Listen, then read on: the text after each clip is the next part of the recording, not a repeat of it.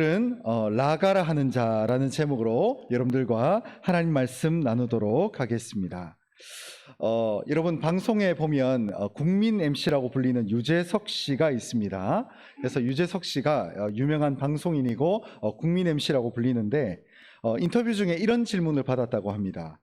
유재석 씨는 왜 욕이나 비속어를 사용하지 않는가, 이런 질문을 했다고 합니다. 그래서 국민 MC가 그냥 아무나 되는 게 아닌 것 같습니다. 확실히 우리가 화가 날 때도 있고, 때로는 어처구니 없는 이제 게스트가 왔을 때 화가 울컥할 때가 있고, 요즘은 은근히 또 방송 중에 보면 욕을 좀 이렇게 맛깔나게 하는, 물론 좋은 것은 아니라고 생각을 합니다만은 그렇게 해서 방송의 재미를 요구하거나 방송의 재미를 좀 첨가할 때가 있는데, 그럴 때 그런 어떤 시대의 흐름에도 불구하고 왜 유재석 씨는 욕이나 이런 비속어를 사용하지 않습니까? 라는 질문을 들었다고 합니다. 그래서 이분이 유재석 씨가 뭐라고 답을 했냐면 이렇게 답을 했다고 합니다.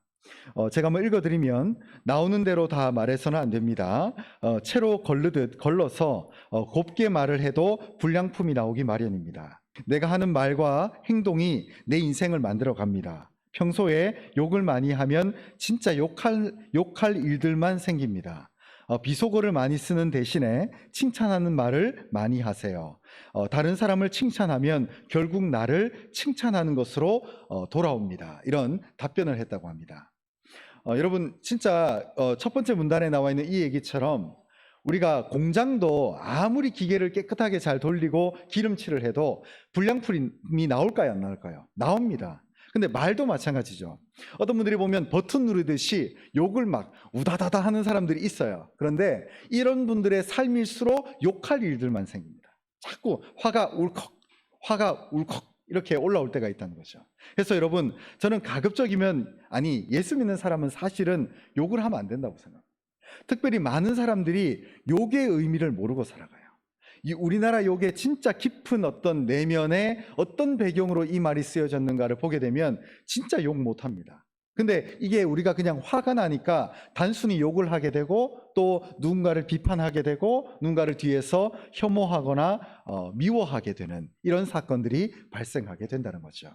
여러분, 특히 예수 믿는 사람들은 절대 욕하면 안 됩니다. 도움이 안 됩니다. 정말 그 사람 옆에는 욕할 일들만 생깁니다. 그래서 정말 행복이 찾아오질 않아요. 왜냐하면 입에 욕을 달고 있으니까 하나님께서는 행복을 이렇게 마치 배구로 토스를 하시듯이 보내주셔도 이 사람이 욕을 갖고 있으니까 날려버려요.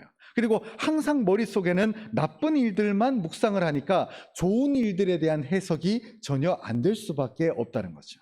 그러므로 칭찬하는 일만 생기게 되면 내 주변에 칭찬할 사건들이 많이 나오게 되는 자연스러운 삶의 원리가 발생을 하게 된다는 것입니다. 오늘 본문 말씀을 보기 이전에 예수님이 우리에게 하신 말씀이 있습니다. 먼저 오늘 본문 말씀 이전의 말씀인 17절, 18절 말씀을 제가 한번 읽어보면 이렇게 되어 있습니다. 내가 율법이나 선지자를 폐하러 온 줄로 생각하지 말라. 폐하러 온 것이 아니요 완전하게 하려 함이라. 진실로 너희에게 이르노니 천지가 없어지기 전에는 율법의 1.1획도 결코 없어지지 아니하고 다 이루리라. 이렇게 되어 있습니다. 여러분, 어떤 사람들은 예수님이 막 등장을 해서 정말 안식일 날 밀밭을 거닐면서 밀을 까서 먹기도 하고, 또 이 안식일 날 죄인들을 용서해주고 병든 자를 낫게 해주니까 예수님의 등장을 놓고 예수님은 은혜의 시대를 선포하면서 율법을 폐하러 오신 분이구나 라고 오해를 하는 사건들이 많이 발생을 했습니다. 그러나 여러분, 이것은 틀린 얘기죠.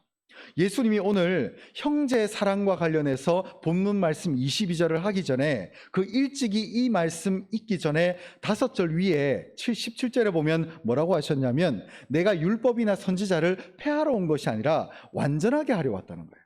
그동안 너희가 믿었던 율법, 너희가 믿었던 하나님의 법이라고 하는 것이 율법을 껍질로 믿었다는 거예요. 하나님이 주시는 양심의 법, 하나님이 주시는 생명의 성령의 법을 너희가 오해했다는 거죠. 그래서 18절에 보면 뭐라고 하십니까? 진실로 너희에게 이르노니 천지가 없어지기 전에는 율법의 1.1획도 결코 없어지지 아니하고 다 이루리라. 제가 수요예배 때 출애굽기를 보고 출애굽기를 강해를 할 때에 이 모세가 시내산에 올라가서 10계명을 받고 70개의 세부 율법을 받습니다. 시내산에서.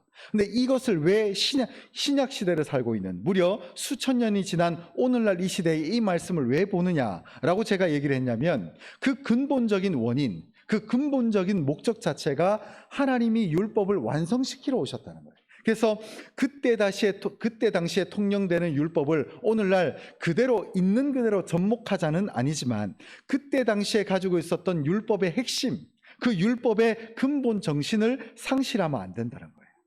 여러분 이게 참 재밌는 게 성경에 보면 제가 수시로 쓰는 얘기가 있습니다만은 나중에 사도 바울과 1차 선교행을 함께 했던 바나바가 어떻게 신학교회에 처음 등장하게 됐냐면 자신이 가지고 있는 부동산, 자신이 가지고 있는 밭을 교회에 100% 헌납함을 통해서 이 사람이 레위 지파 사람으로서 존재를 알렸어요.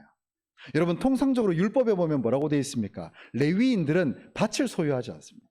그래서 그때 당시에 이것이 옛날의 율법이구나라고 생각했었는데 신약 성경에 딱 보니까 신약 시대에 교회 시대가 등장하면서 어떻게 됩니까? 이 바나바라고 하는 레위 지파 사람이거든요. 이 바나바가 신약 성경에 어떤 식으로 등장했냐면 자신이 소유한 밭을 포기하고 교회의 헌납함을 통해서 교회의 역사에 등장하는 거예요. 여러분 이게 참 재밌는 게 율법의 원리가 제가 말씀드렸잖아요. 여호수아서에 보면 12개 지파가 전부 땅을 분배받습니다. 근데 유독 레위인만큼은 하나님께서 내가 너희의 기업이 될 것이지 땅을 너희가 기업으로 받지 않을 것이다. 그래서 레위인들은 좀 서운했을 수 있어요. 그런데 결과론적으로 따져보니까 하나님이 신약 시대 때에 레위 지파의 직분을 회복시킬 때에 땅을 포기하게끔 하는 거죠. 근데 그것이 단순히 돈을 포기해라 이게 아니라 하나님의 율법의 정신을 따라가는 거예요. 여러분 그 과정 가운데 누가 있죠? 아나니아와 삽비라가 있습니다. 땅을 포기하긴 했는데 그래서 말로는 베드로에게 뭐라고 얘기를 했어요? 자기의 전 재산을 팔았다는 거예요. 근데 거짓말했죠. 땅의 4분의 1도 안 팔았어요. 그러니까 여러분 이 과정 속에서 율법을 성실하게 지키려고는 했지만 속이는 사건이 발생을 하면 정죄를 받아요. 그러나 또 반대로 진짜 온전하게 율법의 정신을 기억하면서 헌신하게 될 때에 천하의 사도 바울이라고 하는 위대한 하나님의 사도와 함께 동력할 수 있는 은혜의 축복을 바나바가 받게 된 거죠. 물론 그때 당시에 젊은 바나바가 이 영적인 의미를 깨달았을지 안 깨달았을지는 알 수가 없는 대목이긴 합니다. 그러므로 우리가 명심해야 될 것은 율법의 항목을 오늘날 그대로 적용하자는 아닙니다. 왜냐하면 오늘날은 종의 제도가 없잖아요. 우리가 지난 수요일날 종의 제도를 봤습니다만은 그러나 우리가 반드시 기억해야 될 것은 율법의 정신을 잊어서는 안 된다는 거예요. 여러분 레위인이 왜 타락을 할까요? 부동산을 가지고 있으니까 변질되는 거죠. 자기의 개인 사유재산이 늘어나니까 이 하나님의 영적인 사역을 감당하기에 변질되는 거예요. 삶의 목적 자체가 바르게 갈 수가 없는 거죠. 그래서 율법을 있는 그대로 지키자는 아니지만 율법의 정신을 기억해서 삶에 어떻게 적용할지를 생각해 봐야 한다는 것입니다. 그래서 주님께서 우리에게 말하는 거예요. 너희가 율법의 껍질을 믿지 말고 율법의 알맹이, 왜 하나님이 이렇게 하셨는가, 왜 하나님이 이렇게 가라고 하시는가에 대한 본질적인 의미를 기억해서 율법을 온전케 하시고 완전케 하시는 예수님의 능력을 우리가 본받고 나아가야 한다는 거죠. 그래서 20절에 이렇게 말합니다. 우리 20절을 같이 읽겠습니다. 내가 너희에게 이르노니 너희 의가 서기관과 바리새인보다 더 낫지 못하면 결코 천국에 들어가지 못하리라. 분명히 같은 장에 있는 말입니다. 오늘 본문이 22절인데 형제에게 라가라고 하는 자에 대한 교훈이 있기 전에 윗절 말씀에 뭐라고 합니까? 너희의 의가 서기관과 바리새인보다 낫지 못하면 결단코 천국에 들어가지 못하리라. 여러분 서기관과 바리새인들은 사람들이 볼 때는 완벽한 종교인입니다. 흠이 없어요. 말 하나, 토시 하나, 행동 하나, 주님께 드리는 예물 하나도 칼같이 지킵니다. 그래서 자신의 의가 사람들이 박수 칠 만큼 혀를 내두를 만큼 거룩하게 포장되어 있는 인물들이 서기관과 바리새인입니다. 근데 은혜의 시대를 살고 있는 우리가 이 서기관과 바리새인보다 더 아름답게 헌신하지 못하고 더 진실하게 하나님을 믿지 못하면 결단코 천국에 못 간다는 무서운 말씀이 있는 거예요. 근데 여러분, 이 한계점을 이길 수 있는 능력은요, 어떤 차이가 있냐면, 제가 이 말씀을 묵상해 보건대 서기관과 바리새인의 특징은 뭡니까? 사람들을 의식합니다. 여러분, 이 서기관과 바리새인들이 기도할 때 어떻게 합니까? 내가 금식한다는 티를 엄청나게 냅니다. 세수도 안 하고요, 얼굴도 거무잡잡합니다. 화장도 안 합니다. 옷도 후줄근하게 입고 사람들이 보는 장소에서 모두 나를 집중하라고 기도합니다. 이 사람들이 이런 식으로 자신의 의를 구가하죠. 그러나 이 20절 말씀을 능가하려면 우리의 삶의 중심이 하나님을 의식하게 되면 이 낮은 수준의 의를 뛰어넘을 수가 있게 된다는 거죠. 여러분, 그러므로 사람 의식하지 마십시오. 내가 교회에 헌신합니다. 그러나 목적은 하나님이 있어야 돼요. 그래야만 여러분들이 진짜 의를 받습니다. 그런데 만약에 오늘도 많은 분들이 헌신해 주셨고 올 초가 시작되면서 정말 예상치 못하게도 많은 분들이 헌신해 주셨는데, 그 헌신의 목적이 사람들에게 비춰지고 사람들이 나의 신앙을 어떻게 볼까가 되면 그 의의 한계성을 제한적으로 둘 수밖에 없다는 거죠. 여러분, 성경에 재밌는 표현들이 있는데 제가 언젠가 그 본문을 가지고 구체적으로 말씀을 드릴까 하는데, 어떤 사람들이 경건을 이익의 방도로 사용한다고 하는 거예요. 이익의 방도. 그러니까 내가 경건한 척하면 사람들이 박수 쳐준다, 그 말이에요. 그래서 그 칭찬받는 유익을 내가 얻겠다라고 얘기를 합니다. 근데 그 다음 절에 뭐라고 돼 있냐면, 그러나 자족하는 마음이 있으면 그 사람의 경건은 큰 유익이 된다는 거예요. 그래서 제가 단어를 비교를 해보니까 어떤 사람은 경건을 수단으로 씁니다. 그래서 수단으로 쓰니까 적당하게 사람들이 박수 쳐주는 유익으로만 얻고 끝나버려요. 근데 자족하는 마음으로 하나님과 나와 하나님과의 관계 속에서 경건을 유지하게 되면 경건이 큰 유익이 있다는 거죠. 그러니까 여러분, 본질로 들어가야 됩니다. 본질.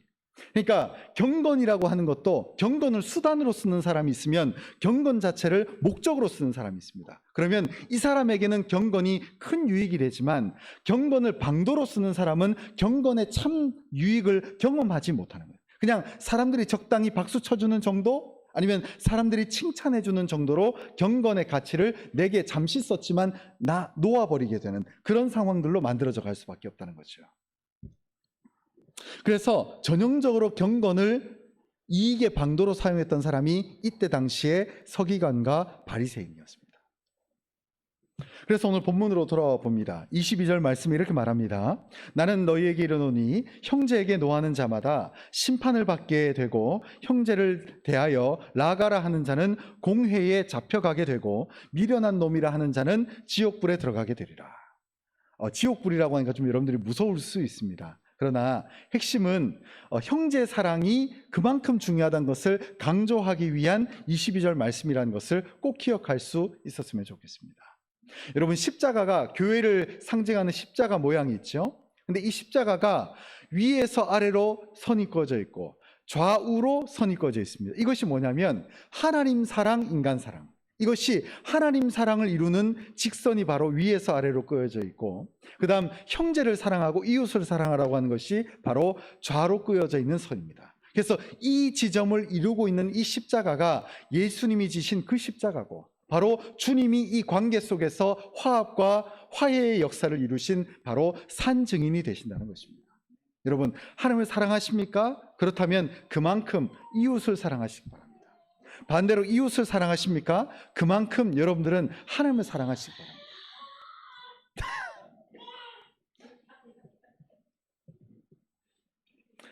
자, 오늘 본문 이어지는 말씀 23절, 24절을 한번 같이 읽겠습니다. 시작.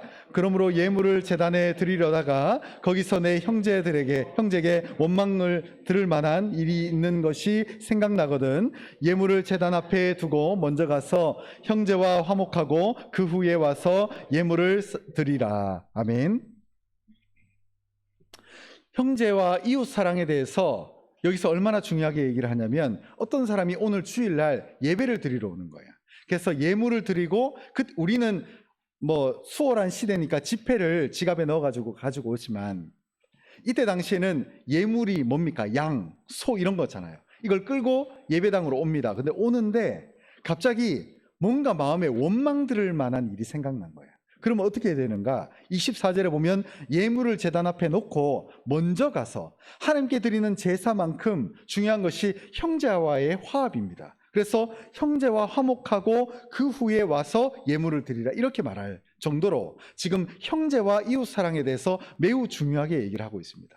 여러분, 여기서 핵심은요, 예배가 중요하지 않다는 것이 아닙니다. 그러나 예배를 드리러 나온 이 사람의 심령이 내가 뭔가 거리낌이 있어요. 이웃과 화해가 안 됐습니다. 그러면 가장 먼저 화해를 먼저 선포하고 하나님께 다시금 거룩한 마음으로 와서 예배를 드리라는 거죠. 여러분, 이 정도로 우리가 형제에게 원망당할 만한 일이 있으면 이 부분에 대해서 반드시 갚고 회개하고 털고 오라는 것입니다. 여러분, 혹시나 이 말씀을 들었을 때 여러분들의 마음 중에 마음에 미움이 있거나 형제에 대한 증오가 있거나 아니면 가까운 혈연관계 아니면 가까운 이웃관계 속에 이런 마음을 가진 분이 있다면 반드시 오늘 예배가 끝나고 나서 이 부분을 터셔야 돼요. 앞에서도 얘기하잖아요. 너희의 의가 서기관과 바리새인보다 더 낫지 아니하면 결단코 천국에 가지 못하리라. 여러분, 우리가 예수를 믿고 은혜를 경험하지만 이 의의 부분에 있어서 완벽한 겸손이 이루어질 때에 우리의 삶에 역사가 나타난다는 것을 반드시 믿으시기 바랍니다. 그리고 또 하나의 상황이 있습니다. 재밌는데 이것은 형제 어떤 사람이 고발을 하는 거예요. 나는 예수를 믿지만 저 사람은 예수를 안 믿는 경우에 저 사람이 나를 고발하려고 나를 이제 법원에 데리고 갑니다. 그래서 같이 차를 타고 가고 있는데 그 과정 속에서도 25절에 보면 뭐라고 얘기를 하냐면 너를 고발하는 자와 함께 길에 있을 때 급히 사화하라는 거예요. 사화라는 것이 보통 내가 잘못이 있을 경우에는 사죄를 합니다. 근데 잘못을 따지지 말고 사화하라, 즉 화해하라는 거예요.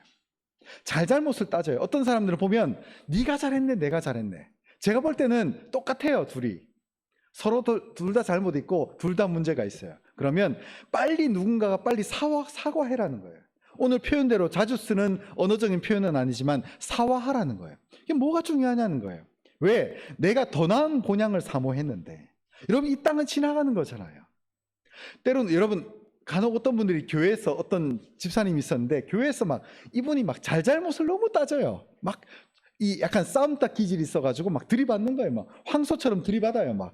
교회에서 맨날 싸워요. 신방을 딱 갔는데 그날따라 이제 그 집에 애가 이제 중학생인데 애가 좀 엄마 아빠한테 상처를 받아가지고 토라진 거예요. 근데 자초지정을 들어보니까 엄마 아빠가 잘못한 게 아니라 애가 잘못했어요.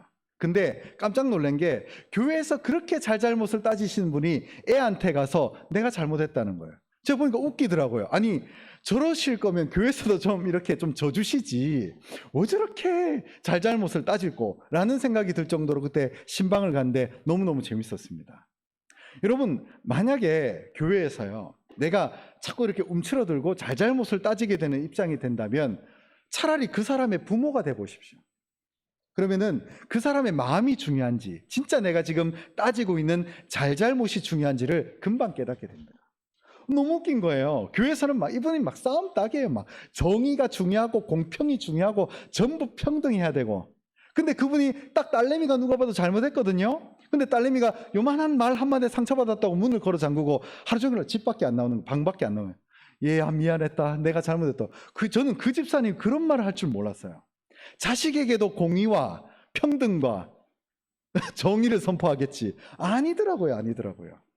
여러분, 만약에 여러분들 가운데 누군가가 자꾸 잘못을 따진다면 그분의 영적인 부모가 되십시오. 용서해 주십시오. 뭐가 중요합니까? 잘못이. 여러분, 여기서 만약에 거짓된 진리가 선포되지 않는 한 비진리의 부분은 전부 용서가 가능합니다. 뭐가 중요하겠어요? 사람 마음이 지금 상해가는데. 뭐가 중요하겠어요? 사람 마음이 다쳤다는데. 용서를 구해야죠. 미안하다고 해야죠. 천국을 상실할 수 있는데. 그래서 지금 재판을 하러 가는 이 과정 속에서도 뭐라고 얘기를 합니까? 빨리 사과해라는 거예요. 그래서 그 고발하는 자가 지금 나를 고발하려고 서 있는 이 사람이 재판장에 나를 맡기기 전에 혹시나 이 상황 속에서 재판을 취하할 수 있는 가능성도 있고, 또 두 번째는 재판은 진행된다 하더라도 하나님 나라의 심판은 내게 임하지 않는다는 거죠. 그래서 뒤에 보면 재판관이 옥리에게 내어주어 옥에 가둘까 염려하라. 물론 실질적인 화해에 대해서도 면할 수 있는 방법이기도 하지만 여러분, 설령 우리가 재판에 넘겨진다 하더라도 그 사람이 마음속으로 나를 미워하지 않도록 만들어 주라는 거예요. 그래서 26절에 보면 이렇게 말합니다. 우리 26절을 같이 읽겠습니다. 시작. 진실로 내게 이르노니 내가 한 푼이라도 남김이 없이 다 갚기 전에는 결코 거기서 나오지 못하리라. 아멘. 여러분, 이것은 1차적으로는 맞습니다. 물질을 빌렸다면 갚으셔야 됩니다. 다 갚으셔야 됩니다. 그런데 이것은 동시에 어떤 의미를 또한 가지고 있냐면 사람의 마음 문제도 있다는 거예요. 어떤 마음을 상하게 했을 때 그 원망의 마음을 남겨두지 마십시오. 차라리 미안하다 합시다. 우리 예수 믿는 우리는 그게 낫지 않을까요? 뭐가 그렇게 원망할 일이 있고, 뭐가 그렇게 질투할 일이 있고, 뭐가 그렇게 스스로 마음에 짐을 두고 삽니까? 천국이 가까이 왔는데, 천국이 내 마음에 있는데, 하나님 나라가 내 속에 있는데요. 여러분, 형제를 원망하지 마십시다. 그거는 내 마음을 지옥으로 만드는 겁니다. 어떤 이야기를 봤는데 어떤 유명한 강사가 그 얘기를 하더라고요. 누가 나한테 상처를 줬다고 해서 그걸 묵상하지 마라. 왜 그러냐면 이걸 똥으로 표현하더라고요. 이제 좀 있으면 점심 식사하는데 죄송합니다. 어떤 사람이 욕이라고 하는 똥을 내게 던졌대요. 근데 그 똥을 내가 가지고 다시 이 사람한테 넘기려고 하면 내가 똥을 만져야 되잖아요. 묻혀야 되잖아요. 여러분, 그 과정을 얘기하는 겁니다. 그러니까 내 영혼이 상하고 내 마음이 분노로 가득할 때에 내가 지금 이 똥덩어리를 만지고 있잖아요. 아니라는 거네. 그냥 씻으면 된다는 거예요. 빨리 씻고 잊어버리라는 거예요. 비록 냄새가 나기도 하겠지만, 비록 내가 기분은 찝찝하기도 하겠지만, 그거 갚는다고 해서 무슨 일이 발생하겠습니까? 무슨 내게 유익이 있겠습니까? 아니요. 그래서 여러분, 26절에 보면 네가 한 푼이라도 남김이 없이 다 갚기 전에는 결코 거기서 나오지 못하리라. 여러분, 원망 들을 일, 미움 당할 일, 질투할 일, 미워할 일 내려놓으시기 바랍니다. 그래야만 내 속이 천국이 됩니다. 저는 옛날에는 잘 몰랐거든요. 근데 저도 여러분들이 보실 때도 웃을 수 있습니다만은 혈압이 있습니다. 혈압이. 화가 나니까 혈압이 올라가더라고요. 이게 너무 재밌는 거예요. 아, 화내지 말란 뜻이구나. 이 화를 자꾸 내니까 혈압이 올라가고 속도 뒤집어지고 속도 아주 안 좋아요. 어떨 때는 속이 화를 또 뱉지를 못하니까 어떨 때는 막 설사가 나올 때도 있더라고요. 여러분, 이게 이게 몸이 상합니다. 몸이. 영혼도 상하고요. 몸도 상합니다. 그러니까 화가 날 일이 있으면 여러분, 화를 잊을 수 있는 현명한 길을 선택하시기 바랍니다. 산책을 한다거나, 아니면 요즘은 좋은 카페들 많잖아요. 가서 커피 한 잔을 하시거나, 아니면 스스로에게 내가 오늘 돈 10,000원 정도는 나에게 쓴다 해가지고 좋은데 좋은 구경하시고 좋은 거 먹고 이렇게 오시기 바랍니다. 화를 안고 가지 마십시오. 원망의 마음을 가지고 가지 마십시오. 어떤 분들은 원망을 습성으로 두시는 분들이 있어요. 아닙니다. 도움이 안 됩니다. 도움이 안 돼요. 내 인생에 도움이 하나도 안 됩니다. 기왕이면 유익이 되는 일을 해야 되지 않겠습니까? 그죠?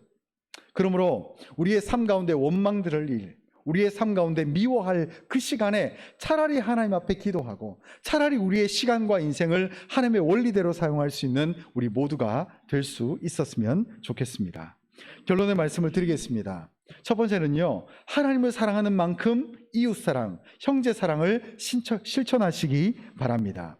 마태복음 22장 37절부터 39절까지 말씀을 우리 마지막으로 같이 한번 읽겠습니다. 시작. 예수께서 이르시되 내 마음을 다하고 목숨을 다하고 뜻을 다하여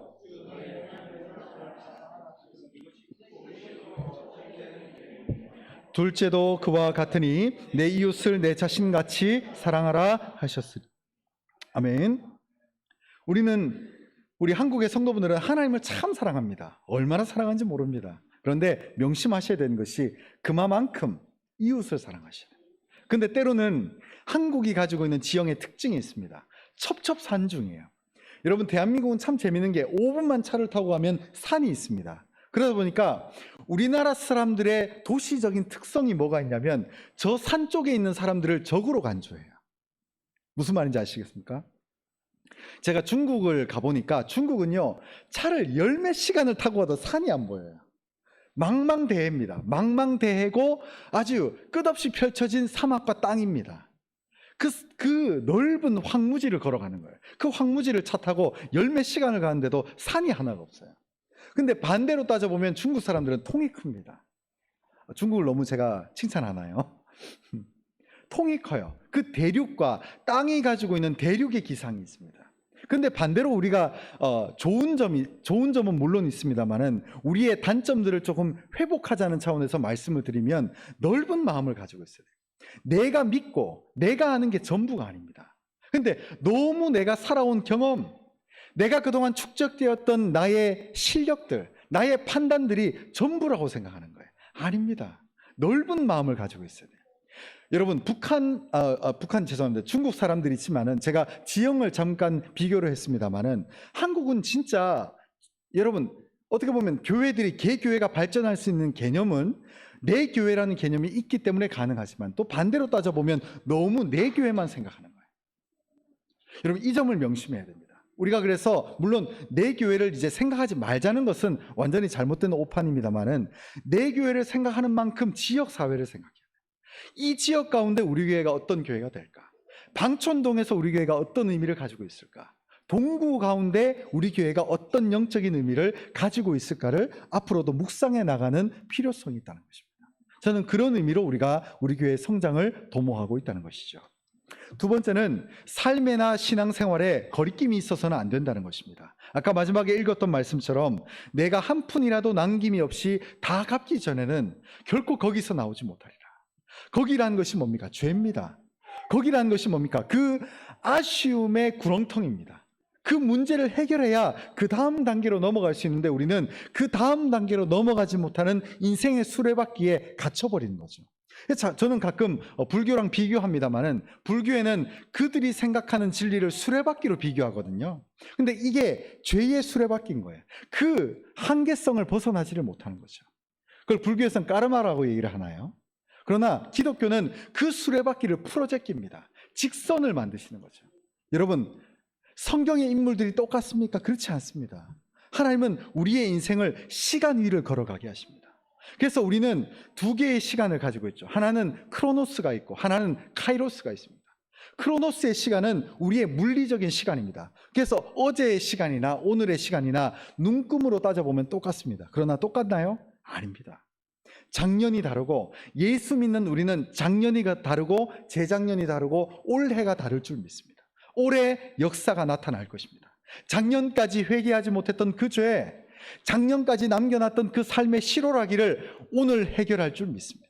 올해 역사가 나타날 줄 믿습니다. 왜? 작년과 올해는 다르기 때문이죠. 올해는 성령의 역사가 다르기 때문입니다. 그리고 세 번째는요, 언어도 그 사람의 믿음입니다.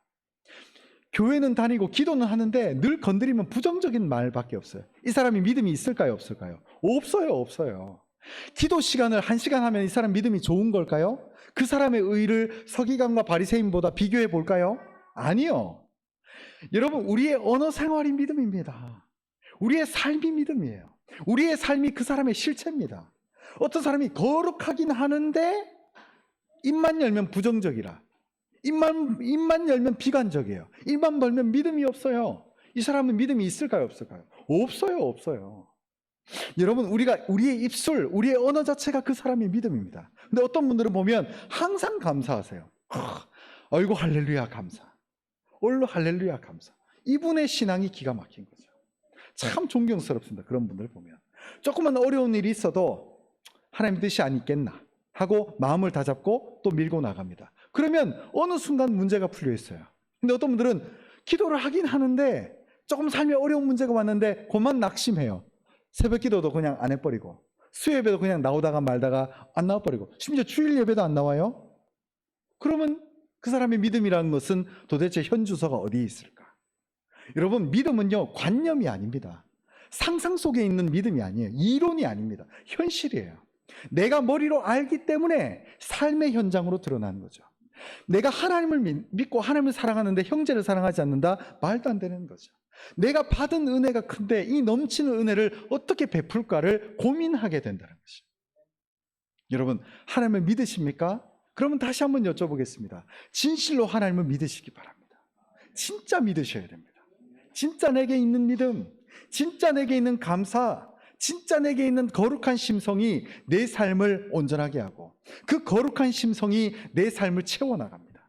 진짜 믿음, 진짜 신앙, 진짜 감사, 진짜 능력으로 우리의 삶을 살아가고 채워나갈 수 있는 우리 모든 심령이 되시기를 주님의 이름으로 축복합니다.